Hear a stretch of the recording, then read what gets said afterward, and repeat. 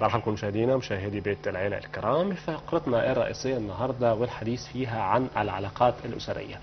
الحقيقة ناس كتير بتتحدث عن انه المودة والرحمة ما بقتش موجودة في بيوتنا، لكن شهر رمضان المعظم في كثير من الأحيان بيخلي ناس عندها نوع من الهدوء والصفاء، وفي بعض الأحيان بيبقى ناس عندهم نوع من العصبية الزائدة اللي هم بيعللوها، ومعانا دكاترة هيقولوا لي يعني نظرا لأنه في ضغوط وفي صيام وفي قلة نيكوتين اللي بيشربوا سجاير وفي شوارع مزدحمة وفي قلة سكر، فده بيعمل لهم نوع من العصبية. الكلام ده صحيح علميا ولا لا؟ ازاي احنا نحاول نستغل شهر رمضان اللي اوشك على النهاية ويعني نستمد من هذه الشحنة الروحانية ما يجعلنا نكمل باقي العام؟ ورب رمضان هو رب باقي الشهور، واذا كنا قادرين على ان احنا يعني ننتهج سلوك جيد في شهر رمضان، ليه ما نكملش هذا السلوك لباقي العام ويبقى سلوكنا فيه نوع من التسامح وفيه علاقات اكثر دفئا وعلاقات يعني مختلفة عن دي قبل.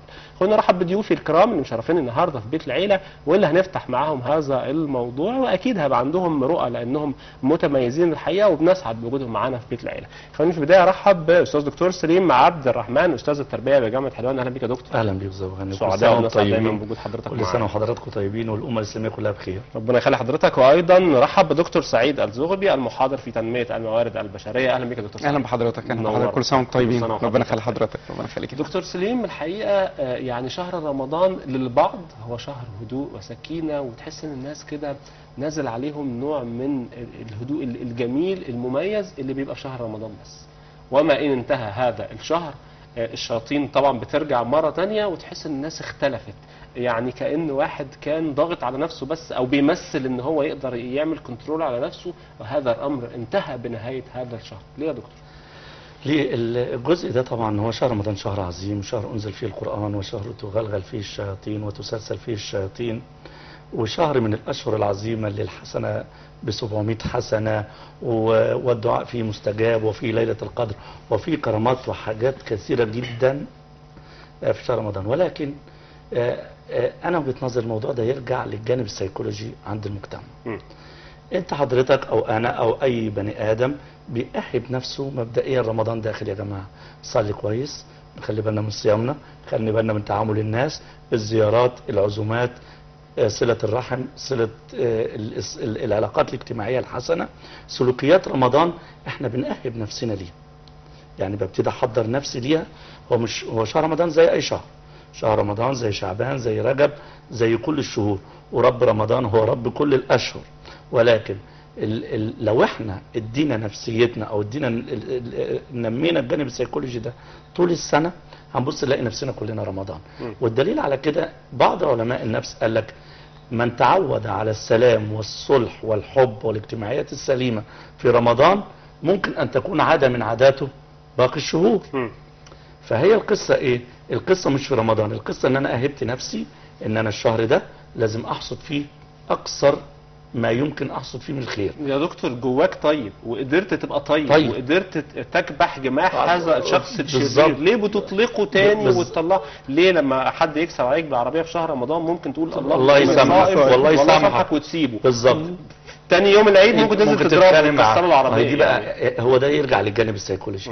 انا حاسس ان انا في روحانيات واديت نفسي الشحنه المحترمه، الشحنه النفسيه التي تجعل مني انسان كويس، وخلاص اهبت نفسي كويس قوي. زي ما بندخل المسجد بنلقي بعباءة الشر ونحضر عباءة الخير، واذا نلتزم بسلوكيات الايمان والاسلام، وهكذا. فهي القصة ايه؟ انت قد ايه تؤهب نفسيتك للعمل الصالح سواء في رمضان او غير رمضان، السلوك الطيب في رمضان وغير رمضان. هو انا لما اتصل بحضرتك اسال عليه في غير رمضان هاخد حسنه، اتصل عليك في رمضان برضه هاخد نفس الحسنه. ان حضرتك لو اسأت الي وقابلت السيئه بتاعت حضرتك الحسنه برضه اخد اجر من الله سبحانه وتعالى. الاتصال والود بالناس والصلاه، الالتزام بالصلاه. يعني انا اعرف ناس بتصلي في رمضان بس طب ما هو خلاص خد الصلاة عادة بعد العبادة بتاعت شهر رمضان واستمروا ربنا هيهديك.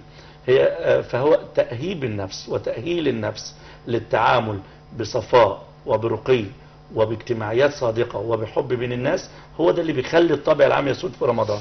ولكن هو لو كمل وأهب نفسيته، طب ما احنا بنيجي فيه 6 أيام بعد رمضان، بنلاقي سلوكياتنا في ال6 ايام دول واحنا صايمين سلوكيات سويه، بس مش بنفس سلوكيات 30 يوم بتوع رمضان. لكن سلوكيات هتلاقي الناس برضو ملتزمه الى حد ما، وصيام وود وحب. لا، انا عايز اجعل من كل العبادات عادات يلتزم بها المجتمع. هرجع لك تاني دكتور سليم، بس نروح للدكتور سعيد. دكتور سعيد، الحقيقه يعني فكره حضرتك خبير في تنميه الموارد، احنا ليه ما بننميش ما بدأناه؟ ليه ممكن نصل لمكان او نصل لمستوى وما نعرفش نوصل لاعلى من كده؟ ما عندناش قدره على تنميه المهارات اللي عندنا، القدرات اللي احنا اكتسبناها. الموضوع ده فيه ليه صعوبه؟ وده دايما اللي احنا بنعانيه هنا في الشعب المصري.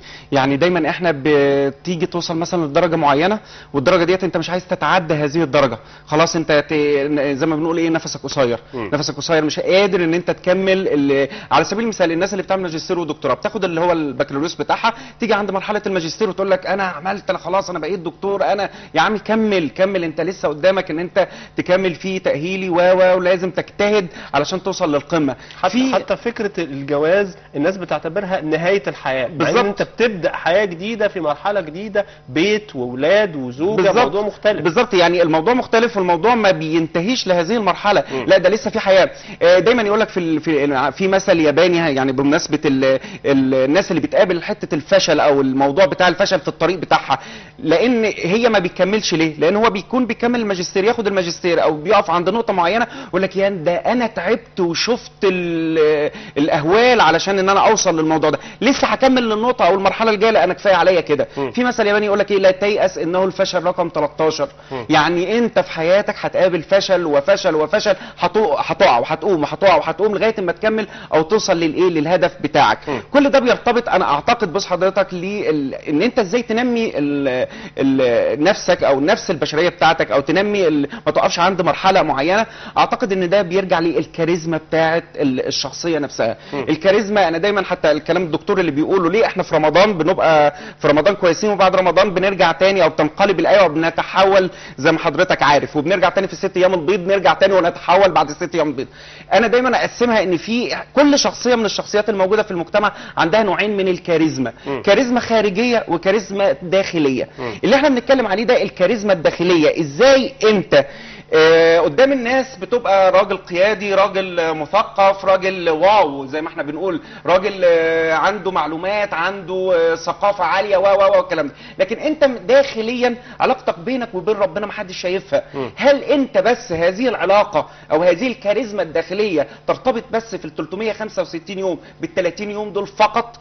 لا، احنا لازم ننمي هذه الكاريزما، بدل ما هي في ال30 يوم لا لازم تتعدى ال30 يوم زي ما قال الدكتور، وان احنا لازم نكمل السنه، لازم نقوي حته الكاريزما الداخليه. لازم نقول ان احنا زي ما احنا الكاريزما بتاعتنا الخارجيه باينه للناس ان احنا ناس مثقفه وعاليه جدا، لازم الكاريزما الداخليه، العلاقه اللي بيني وبين ربنا او العلاقه اللي بيني وبين نفسي، ان انا اعرف اقود نفسي، اعرف اصلي ال5 فروض، اعرف اصوم، اعرف ازكي، اعرف زي ما حضرتك بتقول لو انا حد كسر عليا الاشاره اقول اللهم اني صائم، او افضل اقولها ربنا يسامحك طول السنه. ما اتخانقش، يعني اكبح جماح نفسي وامسك نفسي، ما فيش خناقات، ما فيش والكلام.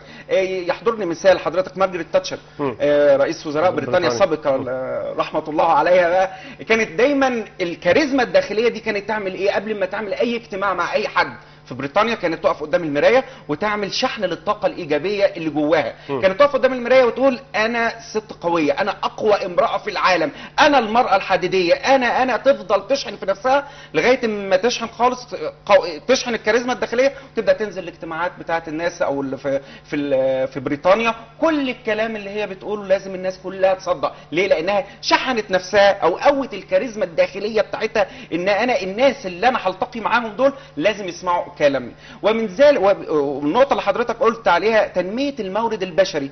اوعى او احنا عندنا غلط ان احنا بنوصل لمرحله ما بنعرفش ان احنا ننمي الكاريزما الداخليه بتاعتنا، ان انا لازم اعصر نفسي، ان انا لازم، لا انا وقفت عند النقطه دي لازم اكمل النقطه اللي بعدها واللي بعدها لغايه ما اوصل للقمه اللي انا عايزها. دكتور سليم، لو سالت اي واحد في الشارع البلد دي تبقى كويسه ازاي، ممكن يقعد يرص لك 30 نقطه يخلي لك مصر دي احسن بلد. اتفضل البلد اهي، اعمل حاجه، ما يعملش حاجه خالص. لو سالت اي حد ازاي انت ممكن تبقى ناجح ومتميز، يقعد يقول لك نفذ. لماذا لا نجيد التنفيذ؟ يعني هتعمل ايه في رمضان؟ هصوم وهصلي وهزكي وهقرا قران مش هتخانق مع الناس. طب يجي رمضان ما بتعملش حاجه، او يجي يخلص رمضان ما تكملش او ما تنفذش اللي انت قلته. المشكله دي ليه عندنا منتشره بشكل كبير؟ انا هقول لحضرتك، بس انا عايز قبل ما اجاوب على السؤال ده اتفضل. اكمل كلام اخونا وزميلنا الفاضل. في تنميه الموارد البشريه احنا افتقدنا حاجه مهمه جدا، حاجه اسمها القدوه والمثل الاعلى. القدوه والمثل الاعلى دول مهمين في حياتنا جدا، لان انا لو ما طلعتش في اسره ولقيت قدوتي والدي، عمي، اخويا الكبير، انا مش هبقى لقدام. عندنا كمان مثال جيد جدا وقيمه في الموارد البشريه، يعني اعظم عالم موارد بشريه الدكتور ابراهيم الفقي رحمه الله عليه. هذا الرجل كان اقصى احلامه يبقى مدير فندق. اقصى احلامه يبقى مدير فندق. حقق الحلم الاولاني، ما وقفش، بقى مدير اكبر فندق في امريكا. ما كملش، خلاص يعني كان يبقى مدير فندق عادي، بقى مدير اكبر فندق. بدا لما بقى مدير اكبر فندق بدا يبقى ليه علاقات اجتماعيه، وبدا يتطور ويدرس تنميه بشريه ويدرس موارد بشريه. وصل النهارده يعني رحمه الله عليه، وصل انه بقى اعظم استاذ موارد بشريه في الوطن العربي، لان كان عنده هدف وكان عنده قدوه، كان عنده هدف وعنده مثل اعلى. دي الحته دي. الحته الثانيه اللي حضرتك بتقول عليها، احنا دايما بنتعلم بالتنظير. تعلمنا في حاجه غلط. يعني ايه؟ يعني ايه بالتنظير يا دكتور؟ يعني حافظين مش فاهمين. يعني احنا بنتعلم بتنظير. مم. انا اقول ان انا ان شاء الله بكره هاجي لك الاسماعيليه بعد ساعتين. ان شاء الله تجيني اكتوبر بعد 3 ساعات. انت حافظ. طب هل عندك اليات تفعيل او اليات تنفيذ لاستخدامك للسياره؟ خروجك من البيت، الطريق مزحوم، تمسك انهي طريق؟ يعني انا قابلت مره في احد المطاعم المصريه احد قيادات المرشحين لرئاسه الجمهوريه، فسلمت عليه، اهلا يا زعيم، سلمنا على بعض، هو يعرفني وانا اعرفه. فبيقول لي انا ناوي اعمل واعمل واعمل واعمل. قلت له لا، سيبك من الكلام ده، انت لا هتعمل ولا هتسوي ولا هتعمل حاجه. كل نقطه من ال 12 سمى لي 12 حاجه بصراحه. قلت له قول لي كل نقطه اليات تفعيلك وتنفيذك للنقطه دي. لو قلت لي ارفع لك القبعه واقول لك متشكرين جدا. انت بتسمي لي، انا همحي الاميه، انا هفتح 200 مدرسه، انا هسوي، انا هعمل عداله اجتماعيه، اقضي على ازاي 1,000,000 واحد في البطاله، افتح 3000 مصنع. الكلام ده قاعد يسمي لي كلام حلو جدا، يعني حضرتك وكل الناس لو سمعته هتسقف وتبقى مبسوطه جدا. هل هناك اليات لتنفيذ هذه المخططات؟ احنا ما عندناش. ليه؟ ما تربيناش في تعليمنا على اليات التنفيذ. يعني ايه اليات تنفيذ؟ يعني انا احط خطه وخطه بديله واحط خطه استراتيجيه. الخطه الاستراتيجيه تكون محدوده المدى، 3 سنين، 5 سنين، 4 سنين، 10 سنين، وتبر، بناء على الهدف بتاعي او الموضوع بتاعي او الخطوه بتاعتي اقدر انفذها في قد ايه. كبيره خليها سنه، كبيره اكتر سنتين، اكبر واكبر 3 سنين. ممكن توصل الخطه الاستراتيجيه بتاعت اي بني ادم لتفعيل اي حاجه 10 سنين. يعني احنا مثلا لما بناخد دكتوراه عشان نعمل بحوث استاذ مساعد 5 سنين، ولا بعد 10 سنين ابقى استاذ. تبقى استاذ ازاي بعد ال10 سنين؟ او كلمه قلنا وخلاص تنظير. كلنا كمدرسين لما ناخد دكتوراه كلنا نقول الكلام ده. انا 10 سنين بالقفل ابقى استاذ. منا اللي يطلع 70 سنه مدرس، ومنا على 40 سنه يبقى استاذ. ليه؟ ده حط اليات لتفعيله. سافر بره، جاب بحوث، طلع بالعالم الخارجي، حضر مؤتمرات، عمل بحوث ترقيه، عمل انشطه في حياته وهو مدرس، وعمل انشطه في حياته وهو استاذ مساعد. دي اليات تنفيذ استاذ.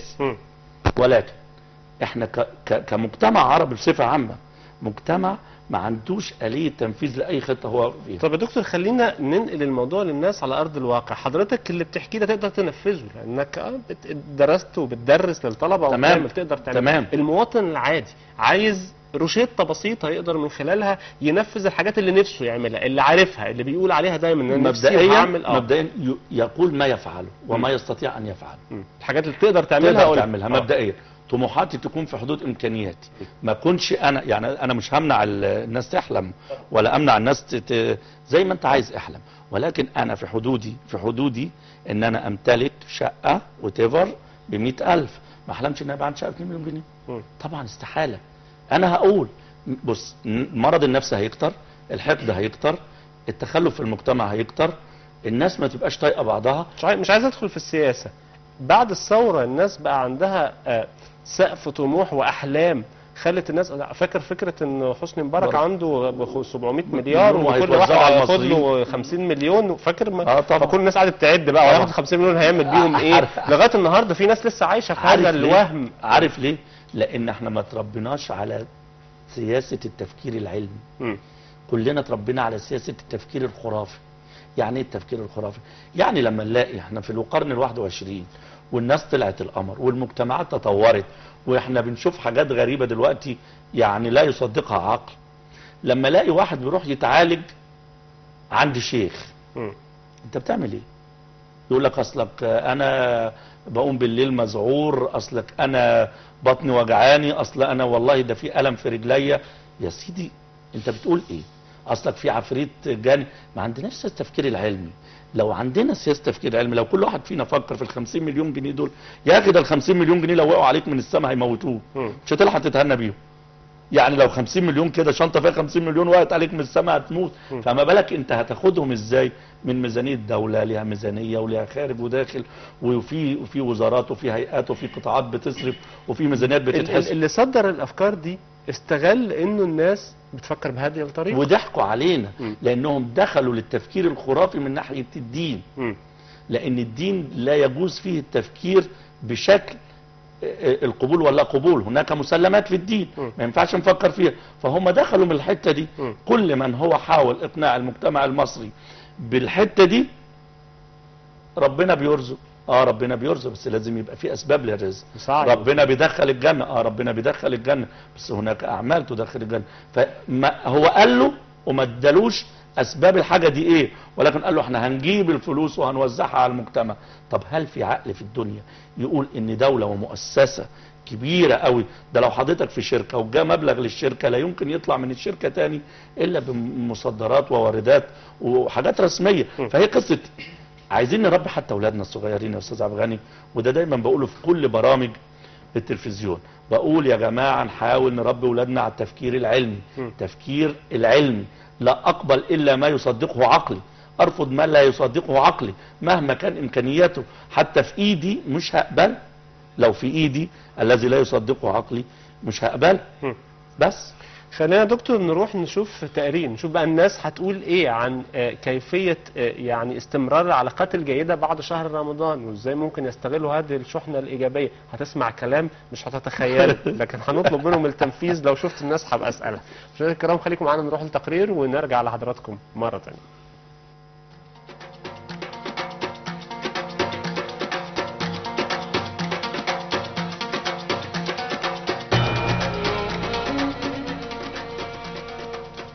تستمر لما كل واحد فينا يعرف دينه، ان احنا دين رحمه، دين محبه، مش دين تطرف ولا دين فكر جاي لنا من بره عشان يشوه صوره الاسلام. هي حرب على الاسلام قبل ما تكون حرب على مصر. فلازم يعني ندرك كويس ان الحرب الثقافيه حرب على الدين، حرب على البلد، حرب على البلد. فلازم كل واحد فينا يربي ابنه على قيم الدين الاسلامي السامحه اللي هي بتدعو للمحبة والرحمة. ادعو إلى سبيل ربك بالحكمة والموعظة الحسنة. تستمر بعد شهر رمضان. أولا لازم الناس تفكر في ربنا. طول ما احنا كلنا بنفكر في ربنا، ايه رمضان وايه غير رمضان؟ رمضان شهر بيجي من عند ربنا عشان ينظف قلوبنا من السنة. فاحنا مش لازم يعني نسيب بعض كده. طول ما احنا بنتقي ربنا سبحانه وتعالى هيبقى شهر رمضان طول السنه باذن الله. ولازم نعمل باللي كان الحبيب النبي عليه الصلاه والسلام كان بيعمل بيه، المحبه والسلام والامن والعدل وكل حاجه حلوه، والصحابه كانوا بيعملوا كده. عشان كده ربنا سبحانه وتعالى اكرمهم. احنا عشان خاطر ربنا برضو ربنا سبحانه وتعالى يكرمنا لازم نعمل كده. لازم نبص للاخره، ما نبصش للدنيا اللي احنا فيها. الدنيا اللي احنا فيها ديت قاعدين فيها ضيوف. ممكن حضرتك في ثانيه دلوقتي وانا واقف معاك كده اتكل على الله اموت، ممكن بعد ساعه بعد ساعتين. ده حاجه ربنا سبحانه وتعالى جايبني في الدنيا ديت ضيف لا اكتر ولا اقل. فلازم الناس تحط في دماغها كده ان الدنيا ديت دار يعني زياره بس، وماشيين متكلين على الله. والله لو حرصوا على صله الرحم، لو صله الرحم هتفضل موجوده، لان المفروض ان في رمضان بيبقى فيه عزومات. العزومات دي هي اللي بتخلي الناس تقرب من بعضيها، ما بيبقاش فيه التفكك الاسري اللي احنا بنعاني منه. فبالتالي لو صلة الرحم فضلت موجودة هيفضل المودة موجودة بعد رمضان إن شاء الله. المفروض يكون المودة أولا مودة ورحمة بيننا وبين بعضنا، يعني احنا كمسلمين نتبع سنة نبينا صلى الله عليه وسلم ونشوف الصحابة كانوا بيعملوا، لأن محدش بيقرا حاجة، دي مشكلتنا، محدش بيقرا حاجة. المفروض المودة زي ما المودة دلوقتي العزومات اللي هي بتبقى في البيوت هنا وهنا ومودة ورحمة وصلة الرحم المفروض تستمر برضو، حتى لو بالتليفون، لو زيارة كل شهر عشان الأقارب يكونوا مع بعضهم وده يعرف ده. ده في أولاد النهارده ولاد خالة ما يعرفوش ولاد خال بعض، دي مشكلة. ولاد عم ما يعرفوش ولاد عم، فدي مشكلة. لازم يبقى في مودة بين الأسر كلها مع بعض في كل حاجة. يعني مش شرط هي مش عملية ان احنا مثلا نيجي نفطر مع بعض وخلاص، لا، دي انت عندك فيه حاجة أزمة أنا أقف معاك فيها، انت عندك مشكلة بقف فيها معاك، وهكذا. يعني لازم يكون في مودة بيننا وبعضنا وتستمر، مش لازم في شهر رمضان، تستمر طول العام كله. هو الشعب المصري بطبعه خير، يعني انت حضرتك لو عملت احصائيه عامه على الخير لدى الشعب المصري هتلاقي ان هو بطبعه خير. فهو الخير بيبقى موجود في شهر رمضان، وايضا يعني بعد شهر رمضان وقبل شهر رمضان. هو طبعا مظاهر شهر رمضان بتبقى اوضح بالنسبه للمجتمع، بالنسبه لموائد الافطار، للمساعدات الخيره، انما طول السنه بتبقى في موده وفي ود ما بين المصريين وفي اعمال خير. وبالدليل طبعا مستشفى 57 ومعهد الاورام والتبرعات اللي هي بتجمع من كافه طوائف الشعب المصري.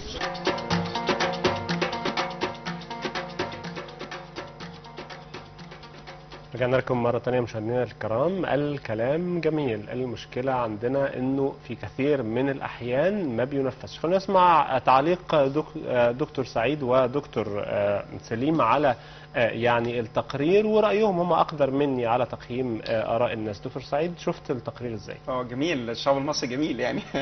عارفين انه جميل والله. ايوه يعني جميل وطيب. وشوف حضرتك حتى بيقول لك 37 المستشفى السرطان والكلام ده. ولكن زي ما قال الدكتور، ارجع تاني للتنظير. دي حاجه مهمه جدا، وحاجه حضرتك بما ان بيت العيله لازم. شوف حضرتك في اليابان بيعملوا ايه، زي ما قال الدكتور، البلان، الخطه، يحط خطه. بيجيب الطفل من هو صغير وبيبدا يديله ورقه وقلم ويقول له انت عايز تعمل اهدافك ايه في الحياه، عايز تبقى ايه، اكتب 1 2 3 4، اكتب الاهداف بتاعتك ويبدا يقراه. ولو الطفل ما بيعرفش يكتب، يبدا الاب هو او الام هي اللي تجيب الورقه والقلم وتبدا تساله انت عايز تعمل ايه، انت المخطط بتاعك في الاجازه هتعمل ايه، 1 2 3، ويبداوا يراجعوه على مدار السنه او على مدار حياه هذا الطفل. احد الدكاتره كانت في احد الجامعات في الولايات المتحده الامريكيه، اجتمع مع العشر الاوائل بتوع الجامعه بتوعه، وسالهم قال لهم انتوا عايزين تكونوا ايه العشر الاوائل بعد 10 سنين؟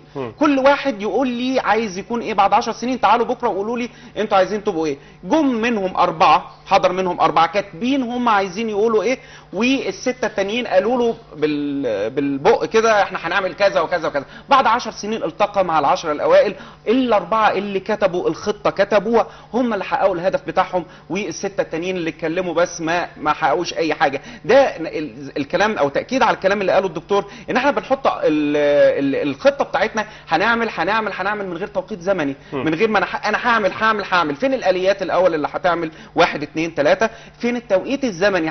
طب هعمل اللي انا هعمله ده، القضاء على الفساد الاداري. تمام؟ لو احنا هنتكلم عن خطه للدوله، القضاء على الفساد الاداري في امتى؟ في شهر، في 2، في 3، في سنه، في 2. انت ما حطيتش خطه او توقيت زمني معين للموضوع ده. هرجع لك تاني، بس خلينا نسمع تعقيب دكتور سليم. زي ما وعدت حضرتك في التقرير، الناس بتتكلم كويس جدا، كل يوم عندنا تقارير وكل الناس بتتكلم بشكل جيد، لكن فين الكلام ده من مصر؟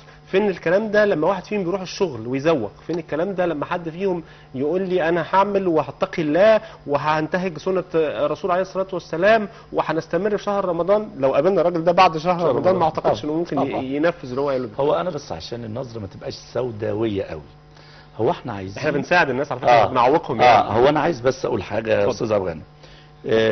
الاول الناس تصلح اللي جواها، لان احنا عندنا مشكله خطيره. المغريات اللي حصلت في المجتمع في الفتره الاخيره خلت الناس بقت تحلم بكل حاجه وتتوقع ان يجي لها كل حاجه. يعني لما الاقي موظف صغير فجاه لقى نفسه في الفتره اللي فاتت بقى محافظ، اتجنن طبعا. انت كنت مؤهله، يعني اقصى طموحاتك انك تمسك مثلا رئيس القسم اللي انت فيه، جاء ناس الله يسامحهم جابوا من لا يستحق في اشياء خطيرة جدا. فاذا حصل هوس عند الناس، حصل شغف، الناس جواها ما اكتفتش باللي بين ايديها، ده عايز وعايز وعايز، انا نفسي وابقى وابقى وابقى، انا هعمل كذا وهعمل كذا وهعمل كذا. دي حاجة. الحاجة التانية ننسى شوية حكاية ان انا ابص على حضرتك وتبص عليا واشوفك انت لابس ايه وانا لابس ايه، ننسى الموضوع ده شوية واحب لك الخير. انت لو رحت في اي يوم صليت الفجر وطلعت مالكش دعوة بحد، انا بقول لك الكلام ده، انا مش شيخ ولكن بقول لك الكلام ده، صدقني ربنا هيديك كل اللي انت عايزه في غصون حاجات قليلة جدا، بس على شرط انك تكون من جواك مالكش دعوة بحد. ولكن احنا عندنا عمارة 50 ساكن، ال50 ساكن كل واحد لدرجة يا راجل من ثقافات المجتمع بتاعنا، وانا قلت في البداية مش عايز النظرة تبقى سوداوية، بس دايما المنحنى بيجي معاه شمال معرفش ليه. جار بيبص باسكت زبالة بتاع جاره، دي اخلاق اسلام اللي بيتكلموا عليها؟ يشوفوا هو كل ايه وفطر ايه والسحر ايه، وفي الايام العاديه يقول لك ده جايب كنتاكي وبيتزا مع بعض والكرتونتين بره والعلبتين بره. طب ايه ده؟ انت فين؟ لا، انا لو انا اعامل الناس وفي قلبي لا يوجد مثقال ذره حقد او غل او اي حاجه من الشوائب دي، صدقني احنا سلوكياتنا هتتعدل. انسى شويه المغريات، ماليش دعوه استاذ عبد الغني راكب إيه؟ ما انا عاوز انتقل لحاجه يا دكتور. الاطفال الصغار بقت طلباتهم في كثير من الاحيان مجابه، وبقوا الاباء يضغطوا على انفسهم حتى لو امكاناتهم لا تسمح علشان يجيبوا لاولادهم اللي هم عاوزينه. طبعا مش هعمم لانه في ناس مش قادرين ينفذوا ده لاطفالهم، وبالتالي الاطفال شافوا ان الحاجات بقت سهله. زمان انا فاكر علشان كان يجي لي عجله كنت لازم اخد الثانويه العامه والمجموع مش عارف كام، والعجله دي انا موعود بيها وانا في ابتدائيه. طبعا دلوقتي الولد عاوز بقى يجيب الايباد وهو في كيجي ومش نافع، ده عايز يغيره. ما دي المغريات اللي انا بقول لحضرتك، ما دي المغريات زائد احنا برضو احنا نربي ولادنا على ايه؟ الشبع النفسي. يعني ايه شبع نفسي؟ يعني انا واولادي ما يبقاش شهوتي في عينيا. يعني انا دايما لما اخد ولادي كده ونتمشى ابص الاقي بنتي مثلا عدت على فاترينا فيها مثلا خاتم الماس، خاتم الماس، انا قدرتي الماديه ممكن اشتريه لها، فبقول لها على فكره انا وممكن اشتريه لها واشتريه لها، بس بعد ما اشتريه لها اقول لها ايه؟ ما تحاوليش يبقى شهوتك في عينيكي، لان ممكن بكره وبعده، يعني دي التربيه بقى اللي انا بقول عليها، التربيه، ثقافه التربيه والاقناع والشبع النفسي. بكره وبعده تتجوزي واحد ممكن امكاناته ما تسمحوش، مجرد نظرتك لهذا الشيء وانت ماشيه جنبه قتلتيه لانه مش قادر، ومراته بتبص. فدي القصه. انت ازاي بتربي ولادك؟ بتربي ولادك كل اللي عاوزوه تجيبه، ولا مره فيه ومرتين ما فيش، ولا الشبع النفسي عندك خلاص مش لازم، ما عندكيش. زائد ان انا ما اقعدش وسط ولادي اقول لهم يا ده عبد الغني جاري راكب عربيه شكلها ايه، يا سلام لو انا اسكن في شقه زي شقه عبد الغني، يا سلام لو انا البس بدله زي بدله الدكتور. ما هو انت بتربي غلط وانت مش واخد بالك. لدرجه حتى وانا قاعد بتفرج انا واولادي على التلفزيون بنربي غلط. بقول شايفين العربيه يا اولاد؟ شايفين الفيلا اللي ساكن فيها فلان الفلاني؟ شايفين الله، ده انت بتخلق جيل حاقد ناقم على المجتمع بكل مستوياته. حتى لو كنت انت مليونير الواد عايز يبقى اعلى، الليفل اعلى، لان النفس البشريه كل ما تديها كل ما عايزه اعلى، كل ما تديها. حتى في التعزيز النفسي، انا النهارده لو قلت للولد برافو عليك انت شاطر، المره الجايه لو قلت له برافو عليك انت شاطر ما يقبلهاش، عايز حاجه اعلى. تقول له لا انت ما فيش زيك في الدنيا. طب بعد ما تقول له ما فيش زيك في الدنيا هتقول له ايه؟ هتقول ه ايه؟ فهي النفس البشريه كده. هي ازاي احنا نربي في اثناء قعدنا في البيت، في اثناء مشينا مع اولادنا، في اثناء خروجنا مع اولادنا، في اثناء طلبات اولادنا. دكتور بقى انا عاوز اقف عند النقطه دي لان احنا يعني محور حديثنا عن العلاقات الاسريه. هرجع لك تاني دكتور سليم، بس خلينا نروح لدكتور سعيد. احنا عندنا وقت نقعد مع الولاد عشان نربيهم ولا نقول لهم؟ ده يا دوب على ما بنروح والسحور والصبح وعندي شغل وهنام وما نمتش وبقالي يومين فمين هيربي الولاد دول؟ ومين هيقول لهم يعني المفروض تعمل والمفروض ما تعملش. وفي كثير من الاحيان لما تقعد تقول للاولاد اعمل وما تعملش وقول واسمع، يقعدوا يقول لك هو انت هتقعد طول النهار تكلمهم وطول النهار تقول لهم صحيح. سيب لهم الحريه شويه، ما تضغطش عليهم، هم مين اللي هيربيهم؟ يعني التلفزيون اللي هيربيهم، والتلفزيون الكلام اللي احنا بنقوله ده مش طفل صغير اللي هيسمعه، طبعا. محتاج حد كبير يسمعه ويعيه بشكل جيد ثم ينقله لاطفاله عشان يوصل تمام. لهم الصوره. تمام. انا عايز اوضح لحضرتك اللي هي النقطه السلبيه في الموضوع ده. هو دلوقتي في اب وام بيتكلموا ينصحوا الاولاد وهم بيسمعوا لهم؟ لا، هو بيسمع للفيسبوك، بيسمع للتويتر، بيسمع للتشات اللي هو قاعد طول النهار. شوف حضرتك الاسره المصريه دلوقتي عامله ازاي. الاب والام في وادي، حتى لو بيتكلموا بينصحوا الابن، والابن والابناء قاعدين كله ماسك الايباد بتاعه وقاعدين في حكايه ثانيه خالص. ولكن حضرتك هنا الاب، لو كان الاب والام لو مش هيربوا الاولاد فعلا، مين اللي هيربي؟ هل المدارس؟ فين المدارس دلوقتي اللي بتربي؟ اساسا انا اعتقد ان مفيش حد دلوقتي بيروح مدارس، كله دلوقتي بياخد دروس هي مش خصوصية. بتعلم علشان تربي، يعني مفيش. ما عندهمش وقت يعلموا عشان أساساً. يبقى عندهم وقت إن يربوا هو مع عندهم يربوا. التربيه والتعليم. بالرغم يعني ان هي التربيه والتعليم، بالظبط. التربيه تسبق التعليم، ولكن هنا الاب والام لازم، زي ما يعني انا دايما اقول ان لازم حاجتين علشان اشوف الابناء واعلم او ادي قدوه او ادي دروس للاولاد بتوعي علشان يطلعوا جيل صالح او نشء صالح في المجتمع. الصراحه لازم اكون معاه صريح، لازم اقعد معاه، لازم اصاحبه، لازم اتكلم معاه ايه هي المشاكل اللي بتواجهه، ايه هي المشاكل اللي متضايق معاها في المدرسه. ممكن المشاكل في المدرسه بتاعته دي بتاثر عليه نفسيا، وبالتالي هيديله طاقه سلبيه موجوده عنده. لازم الاب والام يكون في يصادقوا من الابناء، لازم يكون في صداقه، ما يحسسوش ان هو الاب اللي بيضرب، الاب اللي لما يحصل مشكله مع بنته او ابنه يضربه. طب ما تشوف اساس المشكله، هي المشكله حصلت ليه؟ الولد سقط في ماده معينه، اضرب ما اضربش، طب ايه هو سقط ليه؟ ايه السبب؟ هل ما اخدش درس؟ هل ما ذاكرش؟ هل طول السنه مشغول بحاجات؟ هل اشوف اساس المشكله بتاعتي ايه علشان ابدا ان انا اعمل ارض خصبه. ارض الخصبه الابناء دول عباره عن ارض خصبه، تمام؟ لو رميت بذره فيها بذره طيبه هيطلع فيها الشجر دوت صالح في المجتمع وعنده طاقه ايجابيه هيفيد بيها المجتمع. لو البذره كانت سلبيه او بذره انا مش مهتم بالابناء او مش مهتم باولادي، ما يروحوا الدروس ما يروحوش الدروس، يروحوا المدرسه. دلوقتي في اب وام ما بيهتموش اذا كانت اولادهم بيروحوا المدرسه ولا مش بيروحوا المدرسه، بيهتموا بالدروس الخصوصيه. عنده ميعاد الدرس امتى؟ الساعه كام؟ الساعه 2. يبقوا مواظبين جدا على مواعيد الدروس الخصوصيه، وميعاد المدرسه لا احنا واخدين اجازه، احنا مش رايحين المدرسه. والاب والام بيساعدوا على كده. انا شايف ان احترام مواعيد المدرسه، ميعاد المدرسه، الحصه بتبدا، احنا كنا زمان الحصه تبدا 8، انا ما اعرفش ما فيش اساسا دلوقتي جدول مواعيد للمدارس. 8 ده كان ميعاد في طابور الصباح، في الطابور بتاع المدرسه اللي بنقف ونقول بس قصينا يا دكتور لسه في مدارس ولسه في طابور في ولسه يعني ده موجود، في يعني لسه موجود. لا موجود بس الحقيقة. في ناس انا بشوف الاسر ديت ما فيش يعني ما فيش. طب انت هتعلم الولد او الابن ازاي حته ان هو يحافظ على الميعاد بتاعه، يحترم الاكبر منه. ما هو لما يقعد في المدرج او التخته، تمام، ويبقى في مدرس لازم في احترام للكبير والصغير. طب لما هو ما فيش مش لاقي الحاله دي هيعملها ازاي في البيت؟ مش هيبقى في احترام. لازم المصارحه، لازم ان انا اعرف لب المشكله بتاعت الابناء، اقعد معاهم واشوف ايه هي المشاكل بتاعتي عشان يبقى الابناء دول طالعين حقيقي فعلا قدوه في المجتمع نفسه او في المجتمع اللي هم عايشين فيه. عندنا ميزه في شهر رمضان قد لا نجدها بعد شهر رمضان، انه عندنا اذان المغرب وكله بيجتمع علشان يقعد على سفره واحده. وممكن لو شهر رمضان ده انتهى تشوفش الولاد دول لا تاكلوا لا تفطروا سوا ولا تتغدوا سوا ولا تشوفوا وهم نايمين. احنا ازاي العلاقه بيننا ربطانا انه في بس مائده، فخلاص بقينا قاعدين مع الولاد واسفين احنا مش قاعدين بمزاجنا. يعني لو المغرب ده في مغرب قبل ساعه ومغرب بعد ساعه كان كل واحد اكل في ميعاد الحقيقه.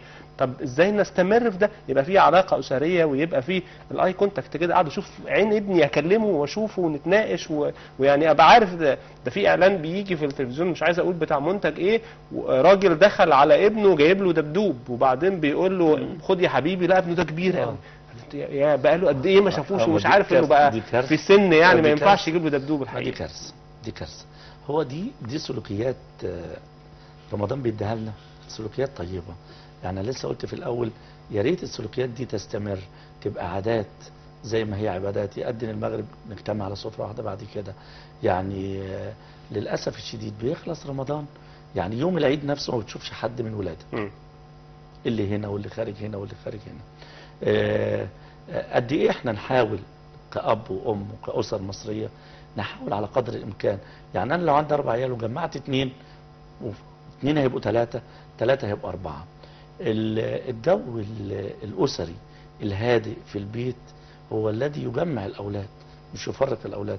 ودي نقطة برضه افتقدناها، يعني حتى احنا ما بنراعيش شهر رمضان تلاقي مشاجرات وخناقات بين الأسر المصرية كتير، وممكن مشاجرات عشان أكل ومشاجرات عشان شرب ومشاجرات عشان عزومة تمت وتأخرت في الأكل. فدي قصص وعادات سيئة لو احنا عرفنا نتخلى عليها في رمضان يبقى شيء ممتاز جدا. ما احنا عرفنا نعملها في رمضان يا دكتور. ما احنا احنا عرفنا نقعد على 30 يوم، عرفنا نقعد على سفرة واحدة في 30 يوم بالثانية. يبقى بعد رمضان على الأقل يعني في وجبة ولا وجبتين ولا 3 في اليوم بنقعد مع الأولاد. طب ما احنا بنصلي بالليل 5 وجبات، بنصلي ال5 فروض، 5 فروض في المسجد في رمضان في وقتهم. ما بيحصلش بعد رمضان. اشمعنى يقول لك العشاء ممدود للفجر، واشمعنى يقول لك الظهر اصليه مع العصر، ويبقى يعني هي عادات سيئة وسلوكيات سيئة يجب التخلي عنها. يعني أنا مثلا عجبني المجتمع السعودي، أخذوا من العبادة عادة لا يمكن التنازل عنها والاستغناء عنها. يعني لو ما لقوكش تصلي جمعية الأمر بالمعروف والنهي عن المنكر ياخدوك بالعافية تصلي. وصلوا لك مرحلة انك انت لازم تخش المسجد، المحلات بتقفل ساعة الصلاة، فالناس كله لازم تخش تصلي، واللي ما بيصليش بيستخبى. شوف وصلوا المرحلة ازاي. فاحنا دي لو احنا حاولنا نضغط على اولادنا بعد رمضان، يلا هناكل في ميعاد الساعة 7 نتغدى، لازم تبقوا موجودين زي ما كنا في رمضان، بعد كده كل واحد يروح لحاله. الساعة دي ولا نص ساعة. انا حتى ملاحظتي سلوكيات ولادي في الاكل، في التعامل بينهم وبين بعض، تلاقي ده بيتشاجر مع ده مش قابل ده بيحب ده، لو عندهم مشاكل هتتابع شويه قعدني بالظبط. طب لا ده، طب اديني دي، طب اعمل دي. كل دي انت ما تعديش حاجه كتربيه، ما تعديش حاجه تسيبها كده. هو مين اللي بيربي يا دكتور؟ لانه السؤال ده بقى سؤال مطلوب. ما هو للاسف الاب ولا الام ولا الاثنين، ولا الاثنين مش فاضيين. والله ساعات الشغاله بتربي، ساعات الشغاله بتربي للاسف. ما انا قلت لحضرتك من شويه المغريات الماديه هي اللي وصلتنا للمرحله دي. التطلعات انك انت كل واحد عايز اللي في ايد التاني، كل واحد لا يكفيه ما بين يديه من كل شيء، من مسكن ومأكل وملبس ومشرب وكل حاجه. ولكن لو احنا اقتنعنا باللي جوانا خلاص الموضوع ارتاح بالنسبه لي. لو انا رضيت ان انا الساعه اللي انا لابسها دي احسن ساعه في الدنيا، البدله اللي انا لابسها دي احسن بدله في الدنيا، القضيه اتحسمت بالنسبه لي. العربيه اللي انا راكبها احسن عربيه في الدنيا، الشقه اللي انا ساكن فيها. لو احنا خدنا نعمه الرضا اللي ربنا اوصانا بيها القضيه اتحسمت. انا لا الهس الا يا اخي، ده في حديث قدسي عن رب العباد بيقول بسم الله الرحمن الرحيم: يا عبدي ان لم تأمر بالمعروف وتنهى عن المنكر وان لم ترضى بقضاء فاقرب من تحت سماء ولن تنالوا من ولا أسلطن عليك، ولم ترضى بكم قصبته لك لا أسلطن عليك الدنيا تركض فيها ركض الوحش البري ولا تنال إلا ما قد قسمته لك. عبدي لم أطلب منك عمل غدا فلا تطلب مني رزق غدا. شوف رب العباد بيكلم عبده ازاي، بيقول انا ما طلبتش منك صلاة بكره، لا اطلب منك عمل غدا لا تطلب مني رزق غدا. انت الاسر النهارده بيبقى عنده ما يكفيه 30 سنة ويسيب صلاة الظهر عشان عنده ميتنج، عشان عنده اجتماع، عشان عايز يغير عربية، عايز يغير الشاليه، عايز يغير مش عارف ايه. هي دي القصة. مغريات الحياة هي اللي دمرت المجتمعات كلها. ما بتكلمش عن مجتمع مصر بس، مجتمعات كلها النهارده كل انسان فينا غير راضي باللي بين ايديه. نعمة الرضا. هرجع لك تاني يا دكتور. انا بس عايز اكمل بمناسبة رمضان والصلة والحب. يذكرني موقف لسيدنا علي بن ابي طالب وسيدنا ابو بكر رضي الله عنه. يعني شوف بقى تفاني الحب والناس اللي كان بتقول عليه اخواننا الاساتذه المحترمين في التقرير انك انت قد ايه تتفانى في حبك لزميلك او لاخوك حتى في الدنيا، في حاجات الدنيا وحاجات الاخره. فعلي بن ابي طالب يمر يوما على سيدنا ابو بكر لم يلقي عليه السلام. فسيدنا ابو بكر قاعد وسيدنا علي ماشي، والدين والإسلام يقول أن المار يلقي السلام على الجالس. فسيدنا علي فمشي، فسيدنا أبو بكر ذهب غاضبا للنبي صلى الله عليه وسلم وقال له: يا رسول الله إن علي أصغر مني سنا وأنا أتيت بعده وهو أتى قبلي ولا بد أن يلقي عليه السلام. فسيدنا النبي صلى الله عليه وسلم شوف جمال الصحابة. جاب سيدنا علي رضي الله عنه كرم الله وجهه قال له: يا علي ألم تعلم أن أبو بكر أكبر منك سنا وهو كان يأتي بعدك وأنت تأتي قبله؟ قال يا رسول الله إني سمعتك يوم تقول من بدأ أخيه بالسلام بنى الله له قصرا في الجنة، فتمنيت أن يكون هذا القصر لأبو بكر وليس لي. خلينا نرجع لك تاني دكتور سعيد. يعني كنا لسه بنتكلم مع دكتور سليم على فكرة مين اللي بيربي، فكرة انه احنا محتاجين نربي نفسنا عشان نعرف نربي اولادنا. ما هو سلوكيات انا مش بعملها، هبقى عايز ابني يعملها ازاي؟ سلوكيات ابني بيشوفني بفتح ازاز العربيه وبرمي حاجه في الشارع، ولو هو رمى كده، لا انا بتكلم سلوك على سبيل المثال قد يكون حاجه بسيطه. لما يشوفني بعد كده وحد يتصل بيا واقول لهم قولوا له مش موجود، لما هو يجي يكذب اقول له هو بيكذب ازاي؟ اذا كان رب البيت بالضف ضارب.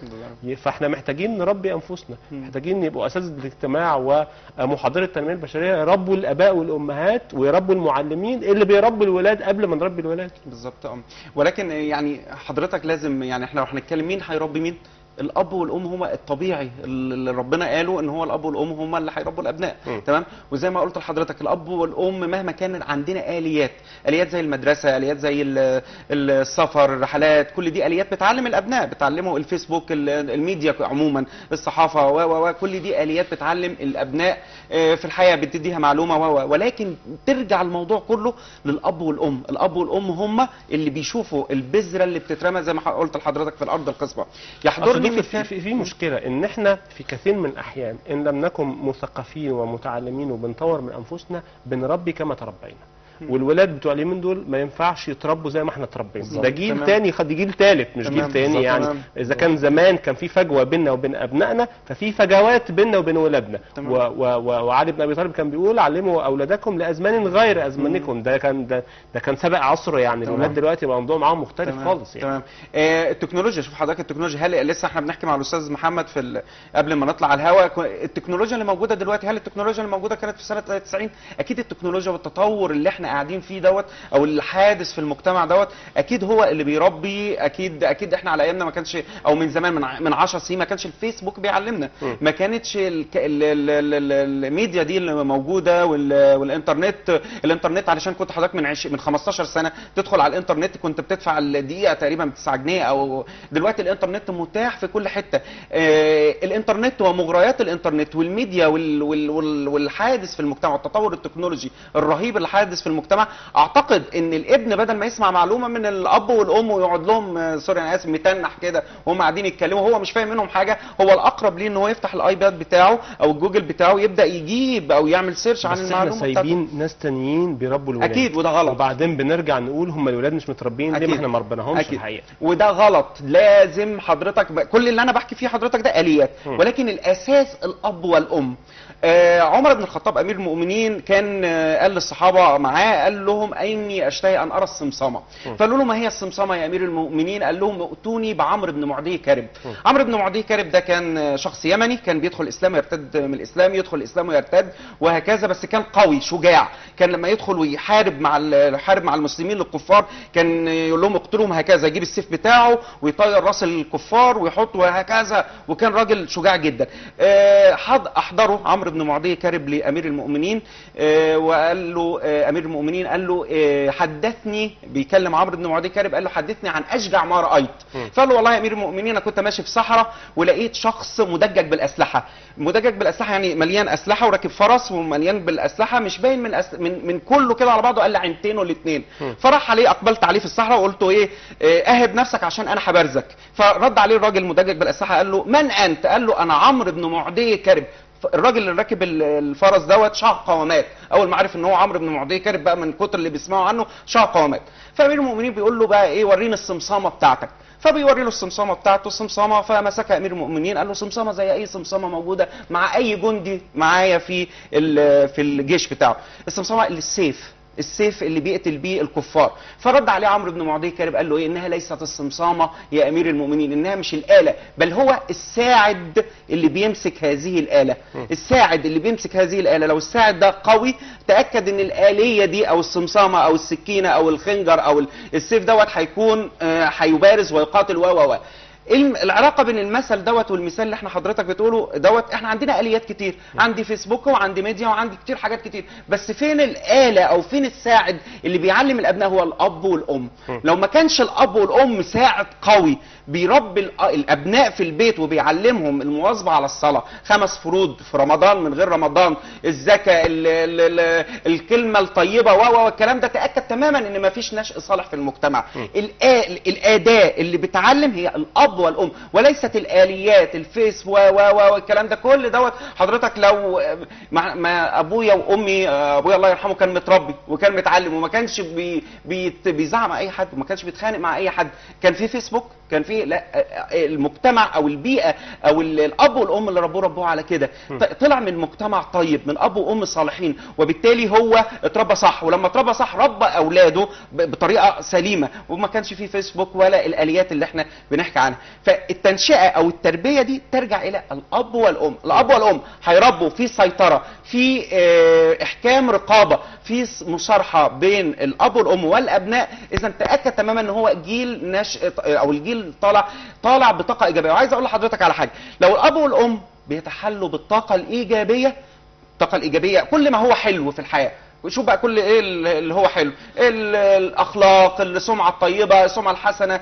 بيشوف الاب والام بيشتغلوا جديين في حياتهم، ما بيكذبوش ما بينافقوش والكلام ده، كل دي طاقه ايجابيه. تاكد تماما ان الطاقه الايجابيه دي هتنتقل من الاب والام الى الابناء. ولو تحلى الاب والام بطاقه سلبيه، تاكد تماما ان الابناء هيتحلوا بهذه الطاقه السلبيه. اب وام بيناموا لغايه الساعه 3 العصر و4 العصر، تاكد تماما الابناء هيعملوا ايه؟ اكيد هيصحوا الساعه 4 العصر بدون لا مبالاه، ما فيش عندهم اهتمام، ما عندهمش اي مسؤوليات. لكن لو اب وام بيصحوا بدري بيمارسوا رياضه، لو الاب بيمارس رياضه هتاكد تماما ان الابن كمان هيمارس رياضه.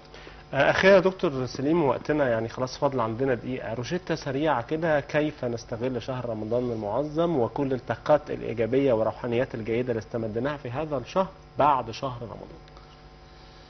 اقول للمجتمع المصري: خذوا من عباداتكم عادات سليمه، احتفظوا بها، استكينوا الى الله، اصلحوا ذات بينكم، حب لاخيك ما تحب لنفسك، اتق الله في نفسك وفي اولادك، وراعي يا مجتمع بتاعنا، وراعي يا مربين ان اولادكم لما يكبروا ما يتضربوش، صاحبوهم لكي تعدلوا سلوكهم.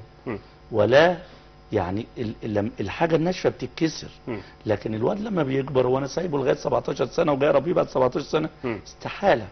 فانا بقول اصلاح ذات بينا، الرضا داخل النفس، الرضا، اتقاء الله في نفسي وبيتي واولادي، جعل كل اولاد الشوارع او اولاد الجيران اولادي، جعل كل زوجات جيران اخواتي، صلاتي تكون في ميعادها، اجتماعي باسرتي، وجودي في منزلي باكبر قدر ممكن برغم مشقات